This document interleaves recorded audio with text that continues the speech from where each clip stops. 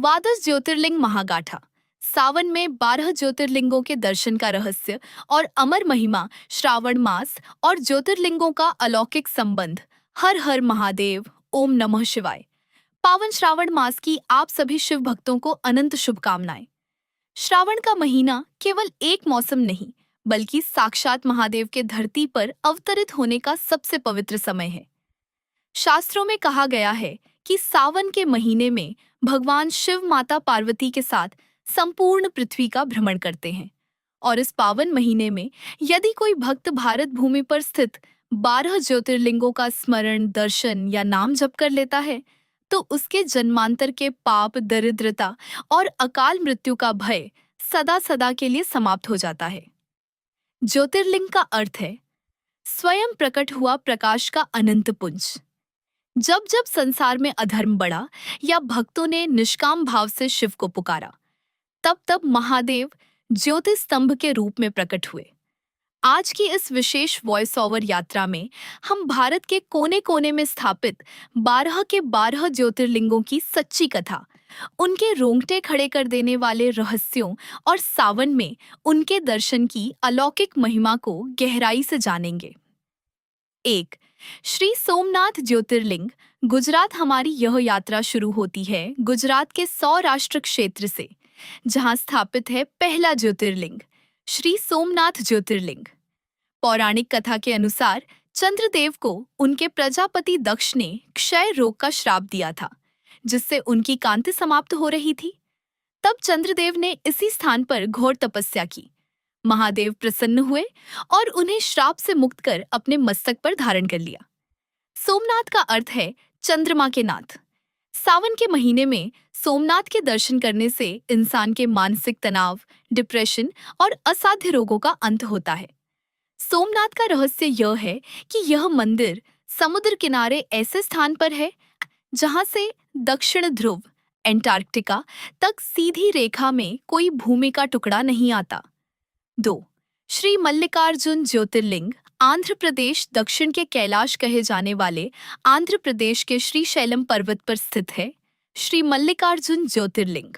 जब कार्तिकेय जी अपने छोटे भाई श्री गणेश के विवाह से रुष्ट होकर श्रीशैल पर्वत पर चले गए थे, तब माता पार्वती, मल्लिका और भगवान शिव, अर्जुन, अपने पुत्र के प्रेम में यहाँ ज्योति रूप में प्रकट हुए।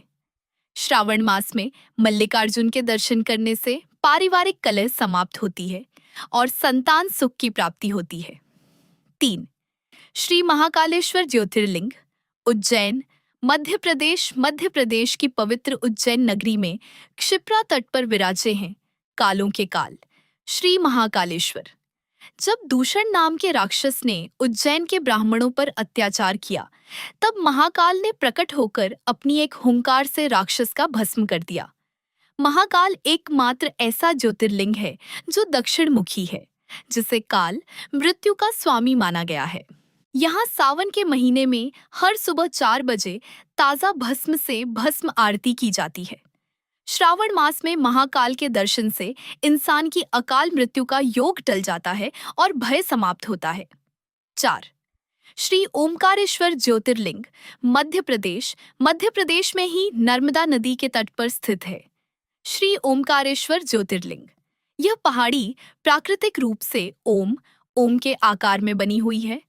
जब विंध्याचल पर्वत ने अपनी श्रेष्ठता के लिए भगवान शिव की कठिन तपस्या की, तब शिवजी यहाँ 2 रूपों में प्रकट हुए, ओमकारेश्वर और ममलेश्वर। सावन में नर्मदा स्नान कर ओमकारेश्वर का पूजन करने से मोक्ष और परम शांति मिलती है। 5.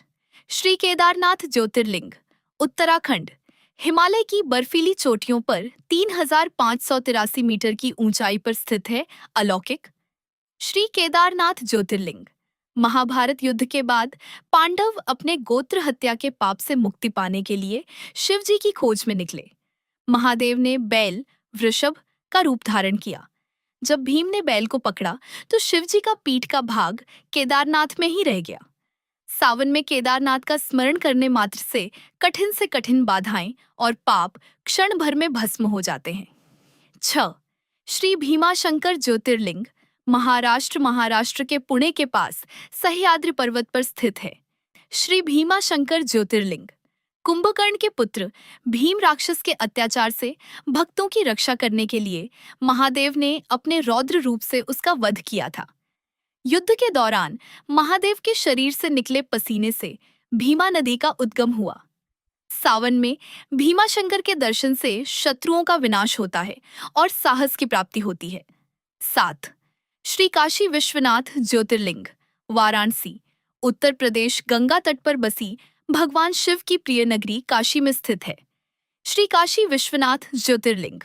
माना जाता है कि काशी नगरी त्रिशूल के ऊपर टिकी हुई है और प्रलय के समय भी यह सुरक्षित रहती है। यहाँ मणिकर्णिका घाट पर स्वयं महादेव मृत प्राणी के कान में तारक मंत्र फूंकते हैं। सावन में काशी विश्वनाथ पर गंगाजल अर्पण करने से जन्म मरण के चक्र से मुक्ति मिल जाती है। 8. श्री त्र्यंबकेश्वर ज्योतिर्लिंग। नासिक, महाराष्ट्र के नासिक में गोदावरी नदी के तट पर स्थित है। श्री त्र्यंबकेश्वर ज्योतिर्लिंग।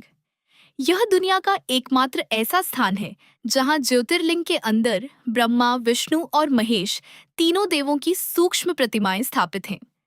महर्षि गौतम को गो हत्या के पाप से मुक्त करने के लिए शिव जी ने यहां अपनी जटाओं से गंगा गोदावरी को प्रवाहित किया था। सावन के महीने में यहाँ काल सर्प दोष और पितृदोष की शांति कराने का सबसे बड़ा फल मिलता है। 9. श्री बैद्यनाथ ज्योतिर्लिंग। देवघर, झारखंड के देवघर में स्थित है। श्री बैद्यनाथ ज्योतिर्लिंग। वैद्यनाथ। जब रावण अपनी कठिन तपस्या से प्रसन्न कर शिवलिंग को लंका ले जा रहा था, तब देवताओं की लीला से उसने शिवलिंग को यहीं भूमि पर रख दिया। रावण की पूरी ताकत लगाने के बाद भी यह शिवलिंग यहाँ से 1 इंच नहीं हिला। शिवजी ने रावण के कटे मस्तक को जोड़कर उसे वैद्य के रूप में आरोग्य दिया, इसीलिए इन्हें वैद्यनाथ कहा जाता है। सावन में लाखों कांवड़िए 108 किलोमीटर पैदल चलकर बैद्यनाथ धाम में जल चढ़ाते हैं, जिससे हर प्रकार की बीमारी दूर होती है। 10. श्री नागेश्वर ज्योतिर्लिंग। गुजरात के द्वारका के पास स्थित है श्री नागेश्वर ज्योतिर्लिंग। जब दारुक नाम के राक्षस ने सुप्रिय नाम के शिव भक्त को बंदी बना लिया, तब सुप्रिय की शिव भक्ति से प्रसन्न होकर महादेव प्रकट हुए और राक्षस का संहार किया। भगवान शिव को नागों का देवता माना जाता है। सावन में नागेश्वर ज्योतिर्लिंग का ध्यान करने से विषैले जीवों का भय और नाग दोष समाप्त होता है। 11. श्री रामेश्वरम ज्योतिर्लिंग। तमिलनाडु, भारत के दक्षिणी छोर पर समुद्र के किनारे स्थित है। श्री रामेश्वरम ज्योतिर्लिंग। जब मर्यादा पुरुषोत्तम भगवान श्री राम लंका पर चढ़ाई करने जा रहे थे, तब उन्होंने रावण वध से पूर्व यहाँ बालू, रेत से शिवलिंग बनाकर पूजन किया था। श्री राम द्वारा स्थापित होने के कारण इसे रामेश्वरम, राम के ईश्वर कहा जाता है। सावन में रामेश्वरम का ध्यान करने से इंसान को मर्यादा, धर्म और जीवन संग्राम में विजय प्राप्त होती है। 12. श्री घृष्णेश्वर ज्योतिर्लिंग। औरंगाबाद, महाराष्ट्र के संभाजी नगर औरंगाबाद में एलोरा की गुफाओं के पास स्थित है 12वां ज्योतिर्लिंग, श्री घृष्णेश्वर ज्योतिर्लिंग। श्रावण मास में 12 ज्योतिर्लिंग स्तोत्र का महात्म्य।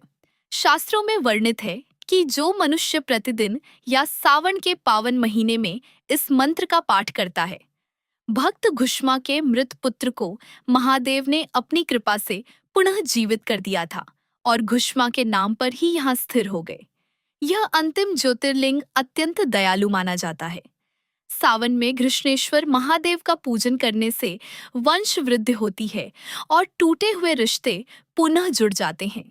श्रावण मास में 12 ज्योतिर्लिंग स्तोत्र का महात्म्य शास्त्रों में वर्णित है कि जो मनुष्य प्रतिदिन या सावन के पावन महीने में इस मंत्र का पाठ करता है, सौराष्ट्रे सोमनाथम च श्रीशैले मल्लिकार्जुनम, उज्जयिन्या महाकालम ओंकारमलेश्वरम, केदारम हिमवत पृष्ठे डाकिन्याम भीमशंकरम, वाराणस्यां च विश्वेशं त्र्यंबकं गौतमी तटे, वैद्यनाथं चितो भूमौ नागेशं दारुकावने, सेतुबंधे च रामेशं घुष्मेशं च शिवालय।